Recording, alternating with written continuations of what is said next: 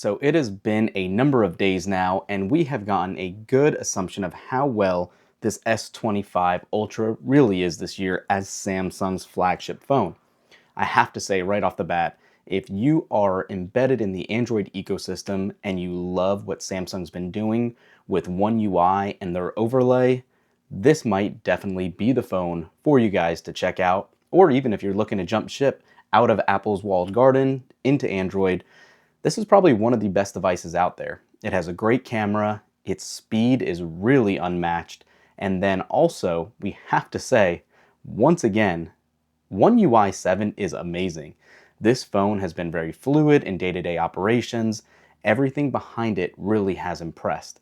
The changes they made to the device this year, being able to be a little more rounded, makes it more economical to hold.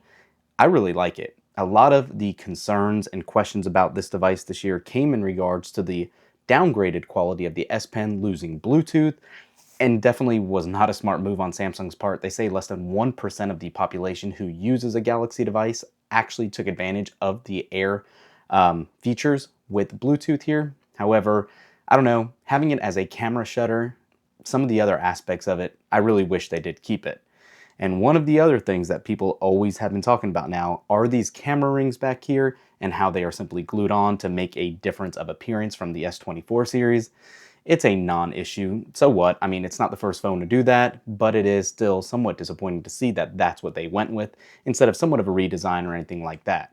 Now, and you know what they say, if it ain't broke, don't fix it. Apple's done the same thing for years. Samsung's on that same train. Everything really about this device boils down to AI.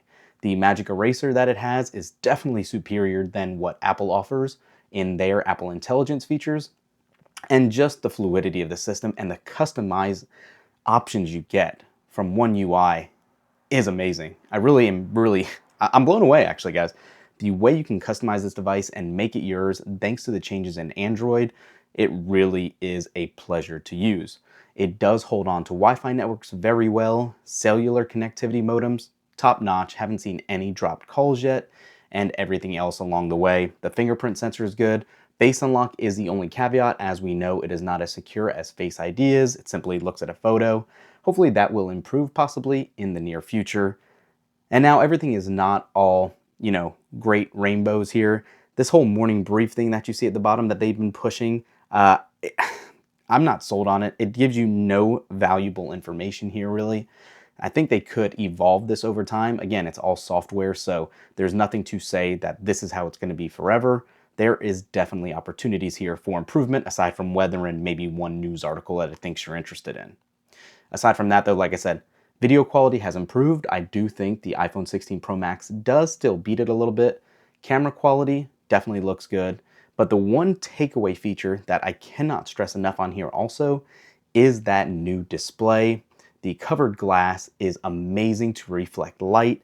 It is such a pleasure to use in bright daylight or anytime direct lighting is really on top of this device. Just comparing this to an iPhone next to it, you really cannot overstate how nice this glass is. Aside from that though, these are our quick takeaways. I don't want to ramble on this video for too long.